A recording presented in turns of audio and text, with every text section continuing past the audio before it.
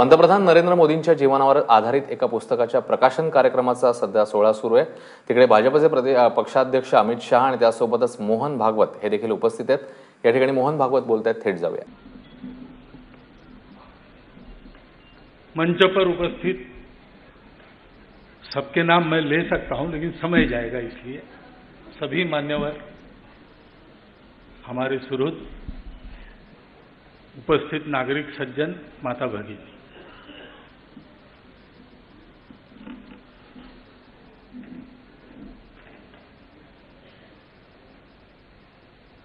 कर्तृत्व संपन्न लोगों के चरित्र लिखे जाते हैं।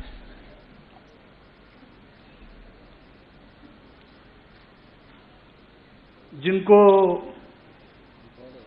भारी जगत में करिश्माई नेता कहा जाता है, उनके चरित्र लिखे जाते हैं। स्वाभाविक बात है, उससे एक स्फूर्ति मिलती है, प्रेरणा मिलती है, लेकिन उसको ठीक से पढ़ना पड़ता है।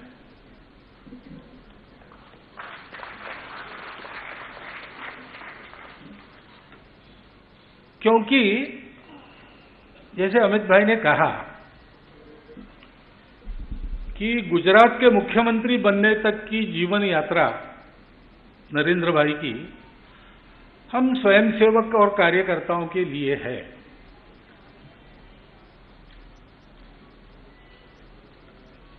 उसी स्तर पर वो अगर चलती रहती तो आप नरेंद्र भाई का नाम नहीं जानते, क्योंकि वो हमारे स्वयंसेवक है, हम जानते, उस यात्रा के महत्व को भी हम समझते, लेकिन वो हमारे लिए ही रहता है। दुनिया को इतनी फुर्सत नहीं है कि वो ऐसे लोगों को देखे। वास्तव में उनको देखना चाहिए, लेकिन नहीं देखते।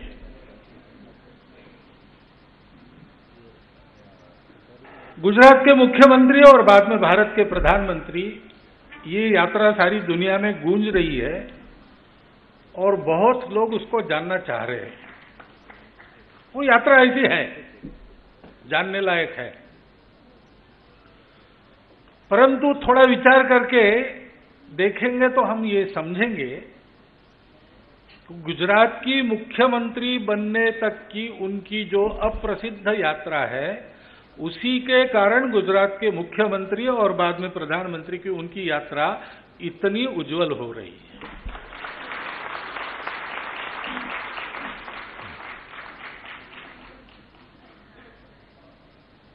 चरित्रों को लिखने का काम लिखने के लिए तो कोई भी कर सकता है,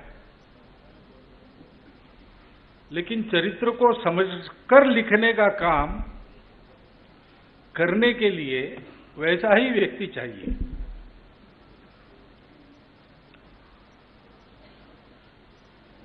मेरी जानकारी में नरेंद्र भाई का ये कोई पहला जीवन यात्रा का वृत्तांत नहीं लिखा जा रहा, इसके पहले भी आए हैं छोटे मोटे, लेकिन इसके प्रकाशन में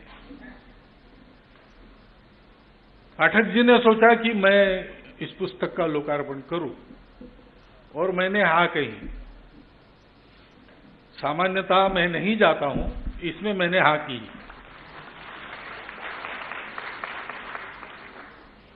क्योंकि पाठक जी भी वैसा काम कर रहे हैं, समाज के लिए कर रहे हैं, अपना सब कुछ लगाकर कर रहे हैं।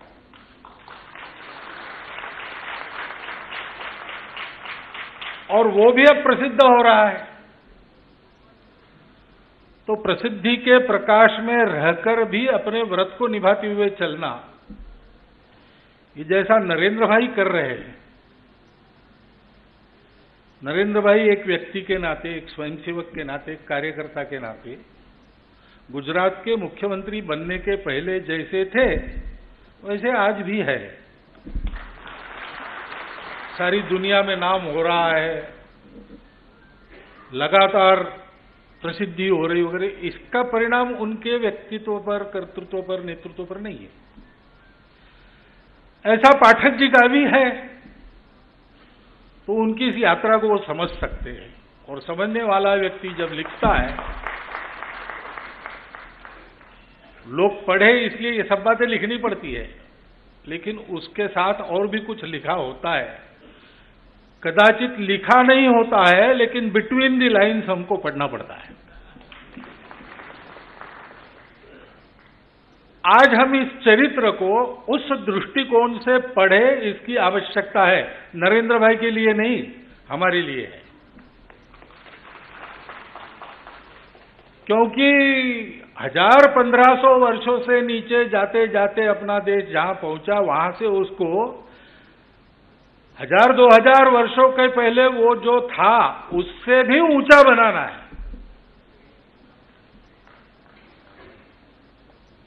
और नरेंद्र भाई ने, अमित भाई ने अभी सुरक्षित एक अनुमान 2024 तक का किया, ऐसा लगता है उनकी बात से।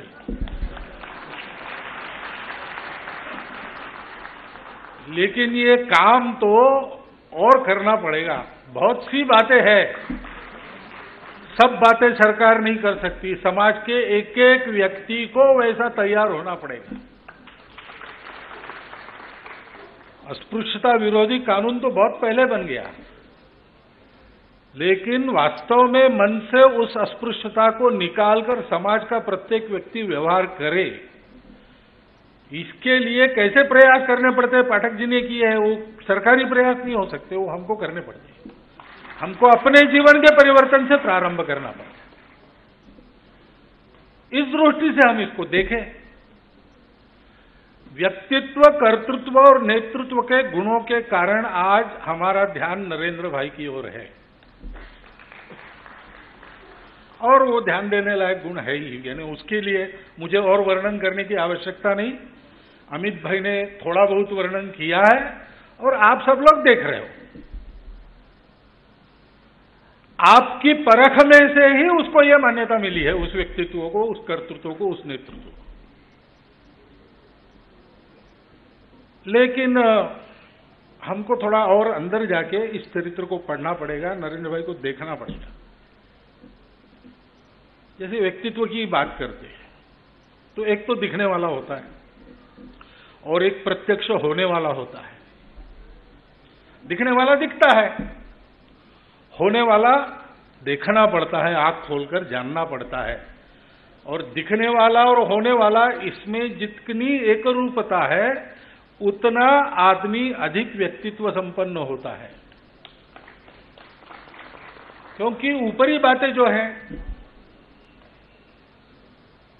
क्षमताएं, कुशलताएं, बोलचाल चलन के तरीके, मैनर्स, एबिलिटीज एंड स्किल्स, ये तो सीखने की बात है, सब लोग सीख सकते हैं। लेकिन वास्तव में उसकी चमक जो आती है वो अंदर की संपदा के कारण आती है, बाहर दिखने वाली संपदा के कारण नहीं आती। वृंदावन के एक संत मिले थे, उन्होंने मुझे पहले कहा था कि भारत के नेतृत्व में जब धर्म आएगा तब देश का कल्याण होगा। और धर्म को उन्होंने डिफाइन किया। उन्होंने कहा धर्म के 4 पैर है।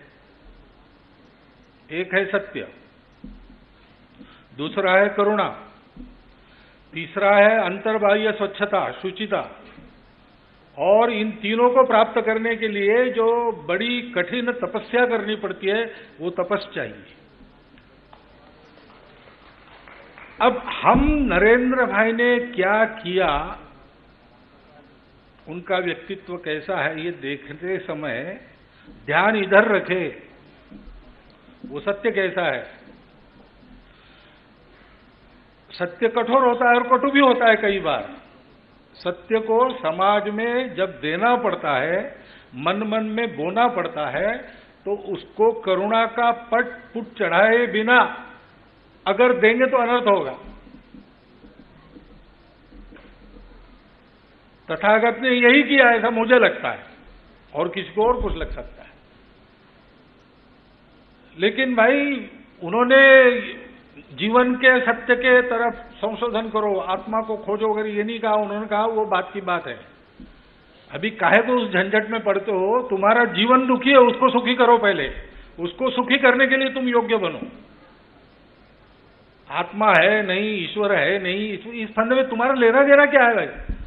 तुम तो त्रस्त हो, भेदभाव तुम्हारे साथ हो रहा है इसलिए, तुम तो त्रस्त हो तुम्हारे गरीबी के लिए, तुम डर रहे हो बूढ़ा बन जाओगे इसलिए, कभी मरोगे इसलिए। पहले इससे अपने को मुक्त करो, बाकी बातें छोड़ दो। ये उन्होंने क्यों कहा? वो सत्य के पक्षधर नहीं थे क्या? वो सत्य के पक्षधर थे, उन्होंने सत्य की प्राप्ति की थी, वो बोधि प्राप्त थे। लेकिन उन्होंने ये जाना कि समाज को दुख मुक्त करना ये पहली आवश्यकता है। सुख प्राप्ति होने के बाद आदमी आगे बढ़ सकता है, पहले तो उसको दुखों से ही सामना करना पड़ता है। ये उनके मन में क्यों आया? क्योंकि वो करुणावतार थे। बिना करुणा के सत्य का कोई अर्थ नहीं है। सत्य है, अपनी जगह है, हम माने न माने वो है, और हम नहीं मानकर भी चलते हैं तो अपने व्यावहारिक सत्य को संभालते हुए ही चलते हैं। परंतु समाज के लिए एक कल्याणकारी रास्ता दिखाना है, मानवता के लिए एक कल्याणकारी रास्ता दिखाना है, तो सत्य के साथ जिसके मन में करुणा है वो चल सकता है। और ऐसी करुणा मन में रखने के लिए अंतर्बाह्य शुचिता चाहिए। जिसका मन साफ नहीं, वो विकारों से ग्रसित है, स्वार्थ से ग्रसित है, उसके मन में क्या करुणा है? वो तो राक्षस बन सकता है अपने स्वार्थ के लिए। और इसलिए अंतर्बाह्य स्वच्छता का महत्व है। स्वच्छता से क्यों गांधी जी का इतना जोर क्यों था? गांधी जी कोई उस समय की राजनीति को नहीं जानते थे वगैरह, ऐसा नहीं है। डॉक्टर अंबेडकर साहब ने भी अपने समाज को जागरूक करने का उद्यम जब प्रारंभ किया, तब के उनके अपने समाज में किए हुए भाषण लिखे। वो बाकी सारी बातें बताती है, लेकिन उसके साथ साथ ये बताने से नहीं चूकते कि साफ रहो, कपड़े ढंग से पहनो, भाषा अपनी ठीक करो। क्यों? क्योंकि इस अंतर्बाह्य स्वच्छता का महत्व ये बहुत दूर दूर तक जाता है, उसके परिणाम होते हैं, मन बुद्धि तक के उसके परिणाम होते हैं। और ऐसा रहना है तो तपस्या ही है, वो तपश्चर्या है। हमारा ध्यान नरेंद्र भाई के व्यक्तित्व पर जाना स्वाभाविक बात है, अस्वाभाविक कुछ करने का जरूरत नहीं, वो जाता है स्वाभाविक बात। लेकिन हमारा ध्यान उससे आगे इन बातों पर जाना चाहिए। कर्तृत्व की बात आती है, किसने क्या किया, और जो कर सका उसका गुणगान होता है, होना ही चाहिए। किया है तो होना चाहिए, उसमें कोई। लेकिन अगर हमको देश के लिए योग्य बनना है तो कर्तृत्व संपन्न व्यक्तियों के कर्तृत्व के पीछे क्या है? कर्तृत्व का मूल कहां है? अपने ऐसा कहते उद्यमम, साहसम, धैर्यम, बुद्धि, शक्ति, पराक्रम, षडेते यत्र वर्तन्ते तत्र दैव सहायकृत। और इन 6 गुणों के साथ, वो 6 गुण दिखते हैं आपको। मोदी जी का चरित्र उस ढंग से आप पढ़ेंगे तो ये 6 गुण दिखेंगे आपको। लेकिन उसके साथ साथ और एक बात होती है कि किसी कार्य को असंभव न मानते हुए जो होना चाहिए वो करने के लिए करना शुरू करना। होना क्या चाहिए इसकी बात तो आजादी के बाद निरंतर चली है अपने देश में। 70 साल नहीं हुई, अब हो रही। क्यों हो रही? कर रही इसलिए हो रही। कर क्यों रहे? क्योंकि उसको असंभव नहीं मानते थे। वो करके देखेंगे, कैसा करना सोचेंगे, ऐसा नहीं होता तो वैसा करके देखेंगे। ये कर्तृत्व के पीछे छुपा हुआ कर्तृत्व, उस पर हमारा ध्यान देना। नेतृत्व, वोट मिलते हैं तो नेता हो जाता है, लेकिन वोट क्यों मिलते हैं? केवल चमत्कार से नहीं मिलते। वोट प्राप्त करने के लिए प्रयास करने वाले तो साथी रहते हो, साथ काम किए हुए रहते हो, वो देखते हैं व्यक्ति को। उनको ये अनुभव आता है कि ये आदमी कैसा है, पात्रे त्यागी, योग्य व्यक्ति के लिए छोड़ने वाला, देने वाला, गुणे रागी, गुणों पर प्रेम करने वाला। हाथ पकड़ के पाठक जी को मंच पर क्यों ले गए? प्रदर्शन देखा तब ध्यान में आ गया कि इनके करने में गुण है, और गुणवान व्यक्ति को समाज की आवश्यकता है, समाज को गुणवान व्यक्ति की आवश्यकता। भागी परिजन सह, सबके साथ बांट कर लेता है, अकेला नहीं होता है। शास्त्रे बोधा, शास्त्रों को जानता है, और जिन शास्त्रों को जानने की आवश्यकता है उनको जानने का प्रयास करता है। रणे योद्धा, रण में योद्धा, जब रणांगण का प्रसंग आता है तो आगे बढ़ता है। ये नेतृत्व के पीछे के नेतृत्व गुण है। दिखने वाली बातों का अनुकरण संभव नहीं है सबसे। हर एक आदमी अलग अलग होता है, वो अलग अलग काम कर सकता है। और जैसा उन्होंने किया बिल्कुल वैसा हम करेंगे ऐसा संभव नहीं है। महाराष्ट्र में एक बार हमारे कार्यकर्ताओं ने सोचा, शिवाजी महाराज के राज्याभिषेक के 300 वर्ष पूर्ण हो गए, प्रत्येक घर में शिवाजी महाराज का संदेश पहुंचाएंगे। अब आज से भी शाखाएं उस समय कम थी, 70-71 की बात है। अब प्रत्येक गांव में पहुंचना कैसे, तो कार्यकर्ताओं ने समय दिया, प्रवास किया। एक कार्यकर्ता ने सोचा शिवाजी महाराज का संदेश पहुंचाना है, तो उनके जो साथी थे मावड़ा, जिनको मराठी में कहते, वैसा वेश धारण करके घोड़े के बैठकर मैं अपने ब्लॉक में सब गांव में जाऊंगा। और घोड़े पर बैठकर वो निकले, 3 दिन प्रवास करके आए, लेकिन घर के सामने वो घोड़े पर उतर नहीं सके, घोड़े से उनको उठा के उतारना पड़ा। शिवाजी महाराज ने किया होगा घुड़दौड़ सतत घोड़े पर बैठकर। ऐसी घुड़दौड़ आज के तारीख में हम कर ही सकेंगे ऐसा नहीं है। कब कर सकेंगे, जब ये नेतृत्व के पीछे, व्यक्तित्व के पीछे ऐसे गुण हैं, उनको हम देखेंगे।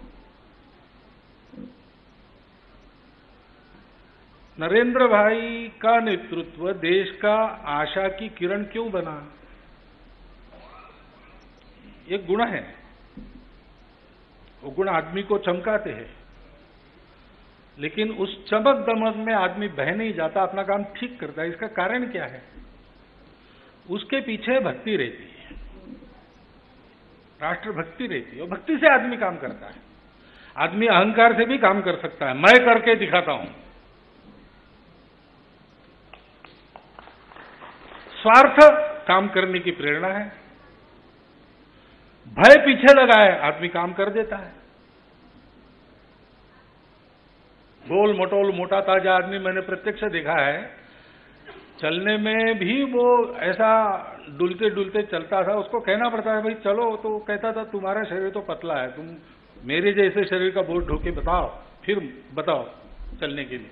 लेकिन जा रहे थे एक बार, तो सांप आ गया, कहीं से पैर में से चला गया, तो 3 फुट ऊंचा और 7 फुट लंबा कूद के वो अलग हो गया। तो मैंने पूछा उसको, तुम तो चलने में भी आनाकानी करते हो, ये कैसा कर लिया? तो उन्होंने नहीं करता तो क्या मरता? ये भय रहता है, भय के लिए भी आदमी काम करता है, मजबूरी में भी अच्छा काम करते हैं लोग। लेकिन जिसका काम जनगणों के लिए कल्याणकारी होता है, उसका काम इसलिए कल्याणकारी होता है कि उसके मन में भक्ति रहती है, यानी प्रेम रहता है, आत्मीयता रहती है। मेरा समाज है, मेरा देश है, उसके लिए मुझे करना है, मेरे अपने के लिए नहीं करना है। तेरा वैभव अमर रहे मां, हम दिन 4 रहे न। और उस आत्मीयता में मोह नहीं रहता किसी के प्रति, उस आत्मीयता में तत्वनिष्ठा रहती है। देश के भले के लिए जो उपयुक्त है वो मेरे लिए उपयुक्त है, मेरी अपनी रुचि अरुचि कुछ भी हो, देश के कल्याण के लिए आवश्यक है, हम जोड़ेंगे। श्रद्धा रहती है, कुछ अच्छा होगा, निराशा नहीं रहती।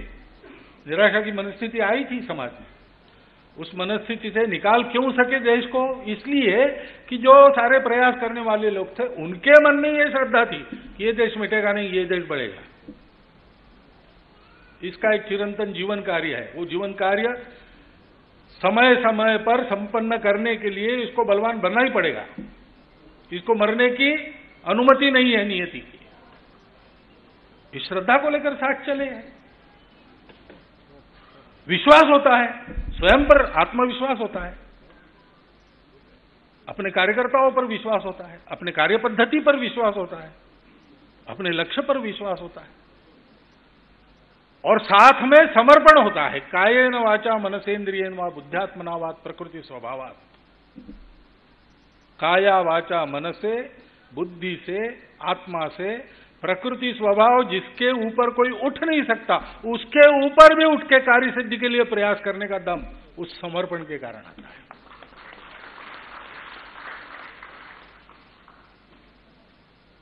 ये भक्ति सीखनी चाहिए, ये भक्ति देखनी चाहिए, कितनी है, कहां है, खोजनी चाहिए, उससे सीखना चाहिए। हम ये कर सकते हैं, क्या करना पड़ेगा हमको वो उस परिस्थिति पर निर्भर पड़ेगा। आज प्रधानमंत्री बन गए नरेंद्र भाई, इसलिए बहुत कुछ कर पा रहे हैं। कल हो सकता है यह मौका आएगा कि जिसको कुछ करना है उसको प्रधानमंत्री नहीं बनना, ऐसा भी हो सकता है। तब हम क्या करेंगे? तब हम प्रधानमंत्री बनेंगे नहीं बनेंगे बात अलग है। हम उस भक्ति के साथ काम करेंगे और विवेक के साथ काम करेंगे। विवेक रखना पड़ता है, बिना विवेक के कोई कार्य सफल नहीं होता है।